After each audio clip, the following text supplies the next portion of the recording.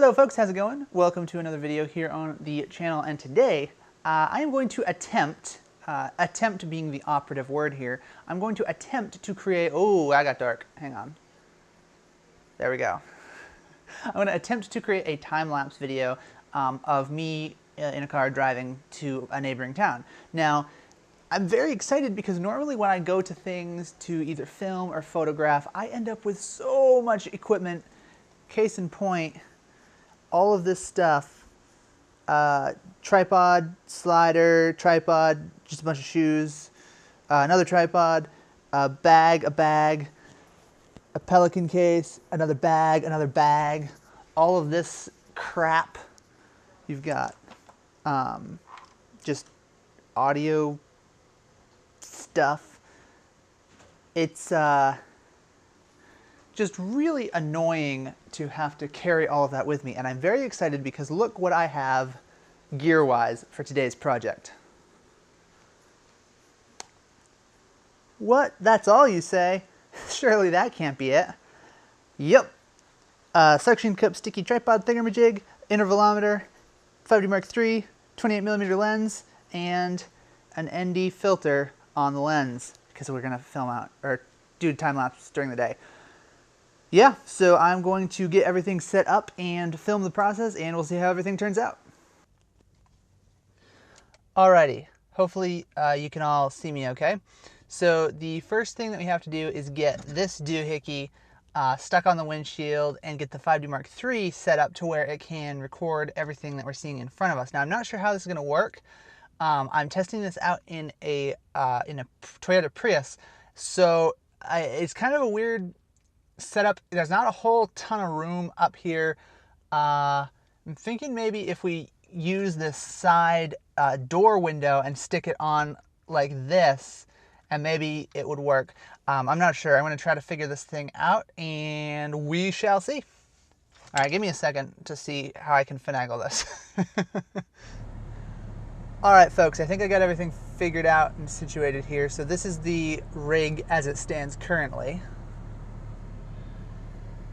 So we've got the suction cup mount here on the front of the windshield, and then the camera here hooked up to the handy intervalometer, so we can do one picture every second on our trip over to Folsom, and then we'll come, I don't know if I'm going to do it coming back, but we'll see.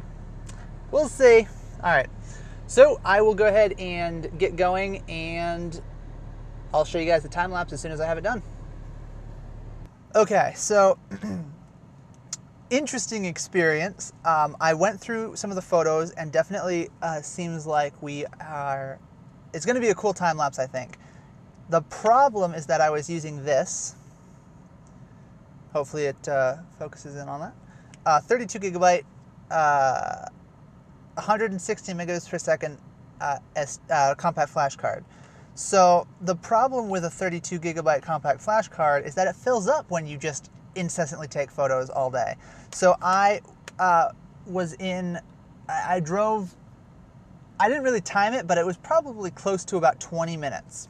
So 20 minutes of shooting and the card's full. Now I was shooting full high quality raw images, probably shouldn't have done that. Probably want to try this thing again, not going back because my card's full. I suppose I could use the SD card I'm recording on for this video, but 32 gigabyte card full in 20 minutes is insane to me. So I might want to try using JPEGs and see, as long as I can get the exposure right and I don't need to save too much detail, JPEG should be just fine. We'll see how this time lapse looks. I'm going to get it on the computer. I'm going to edit it together. The camera was upside down, so I have to flip the pictures, cut them together, and we'll see how things go. The other thing that was slightly concerning, I don't know if you guys can see this device. It worked really well. This thing is insanely strong. I mean, I can't imagine it ever falling. The problem, and sorry that it's all kind of backlit here, the problem was that the camera was mounted kind of like so. Let me see if I can get this.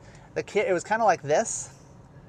right? And then the camera was mounted upside down to this piece. And as we were traveling, and I looked through the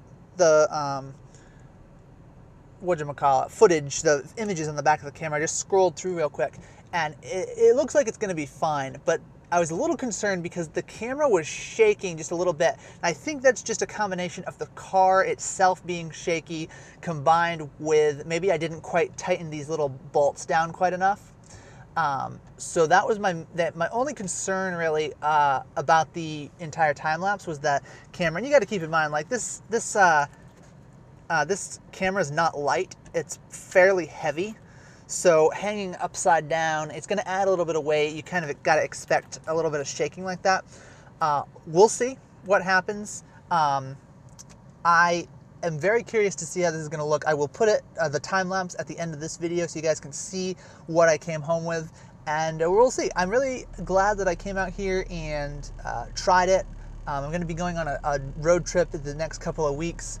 Actually several road trips here and there over the summer. So this is kind of something I wanted to perfect beforehand. So I'm definitely glad that I did this. I'll know more once I get the images back on the computer and edit them. And without further ado, I'll go ahead and end the video. Except for, of course, you'll see the time lapse afterwards as well. And yeah, hope you enjoyed this video, and I hope you enjoy the time lapse. Have a good one. Bye-bye.